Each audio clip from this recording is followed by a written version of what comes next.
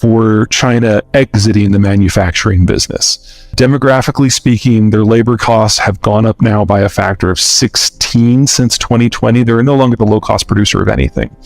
And the demographic situation is now so atrocious that they're literally running out of people aged 40 to be in the factories in the first place. And that's before you consider perhaps an energy shock because of the Ukraine war or trade shock because of tensions with the United States. We're going to lose them, and we are not ready for that.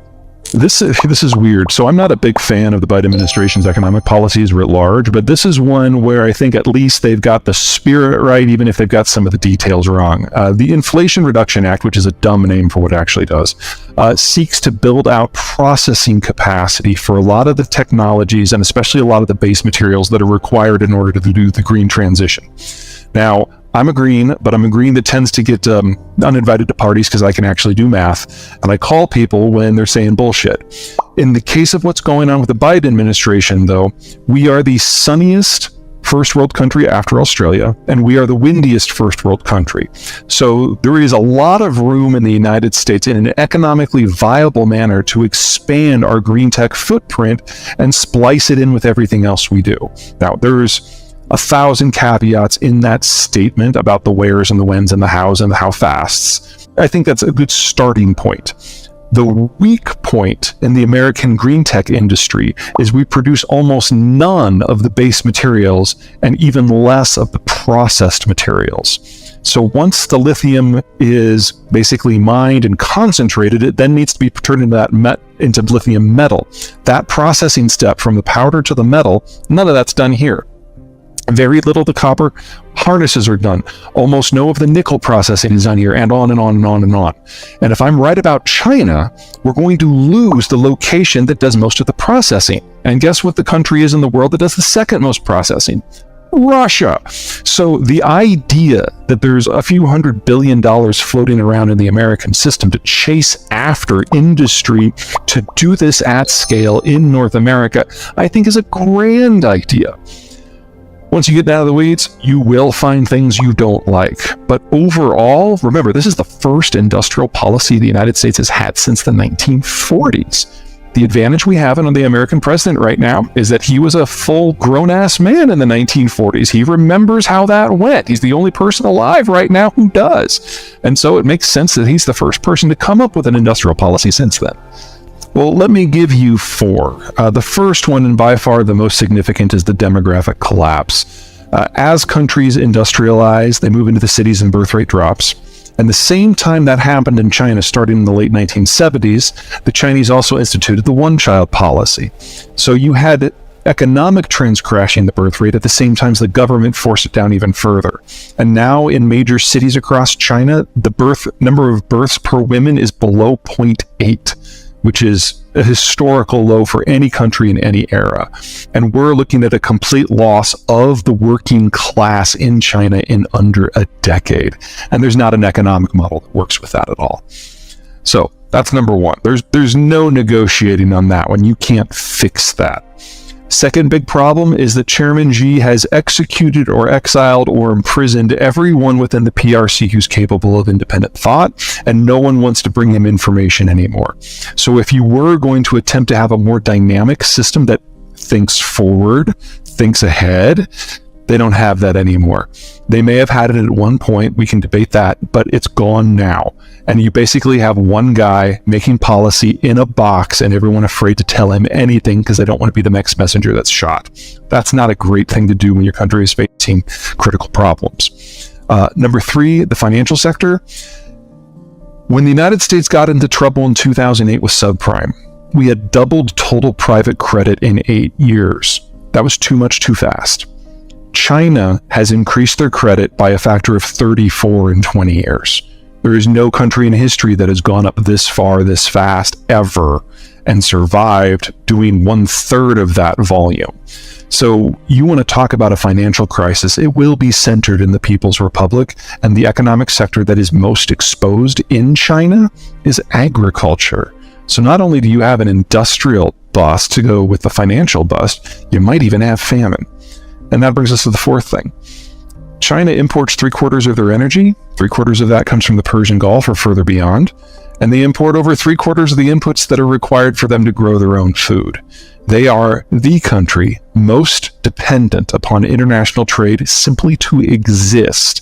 And whether it's the Ukraine war or spat in the Persian Gulf or the Americans going on the warpath or simply internal political incompetence, which is now rising every day, this doesn't work, not in a non-globalized system. So China is going to flame out just as impressively as it flamed on. And we're all going to remember it for a good long time.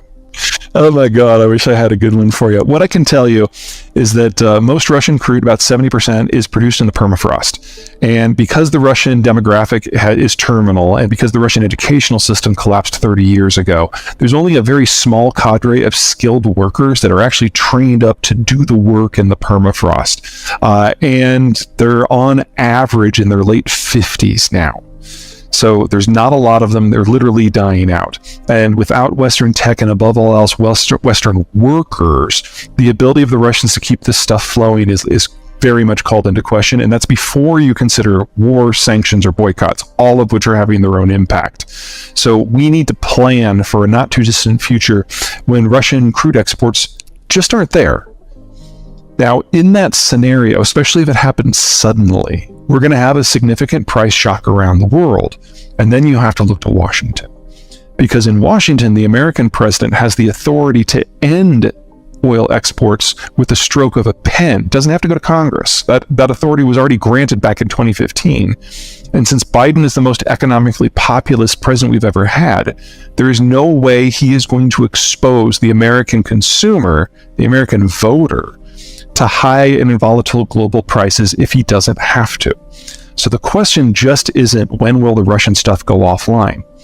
It's how much American stuff goes on offline with it. And if the world loses American and Russian crude at the same time, you're probably looking at crude prices never dropping below 150 again. And you're probably looking at a captured price in North America where they never rise above 70 again.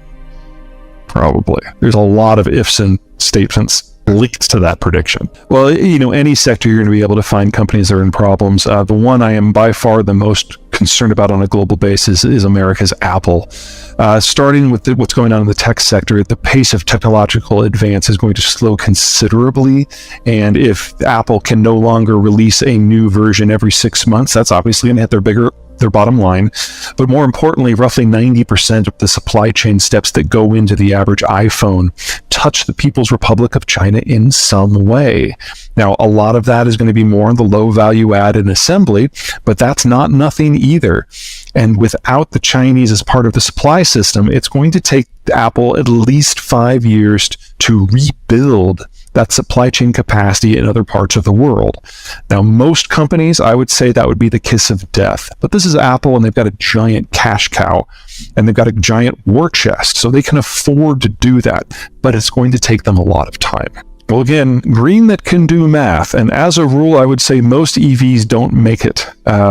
If you believe Tesla, you can break even on your carbon debt in a matter of a couple of years, and maybe even economically a few after that. The problem is that Tesla data assumes that your electric vehicle was fabricated with 100% green energy and is fueled by 100% green energy, and that is just not the case. Most of the processing and most of the middle steps in manufacturing are powered by soft brown coal in China, and then even in California, only half of the grid is green.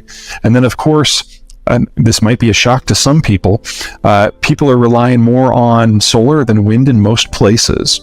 But there has never been a day where the wind shines at night, which is when most people are going to be recharging their cars. So even if you've got a reasonably clean grid, you're still probably charging your car with fossil fuel energy. So that story probably isn't there yet. The technology may evolve, and if the technology evolves, I reserve the right to change my mind. But today, no. If we're serious about doing this with the technology we have today, then the build-out needs a lot more power plants for solar and wind, a lot more transmission, a huge number of battery systems to replace all those peaker plants, in addition to electrifying transport.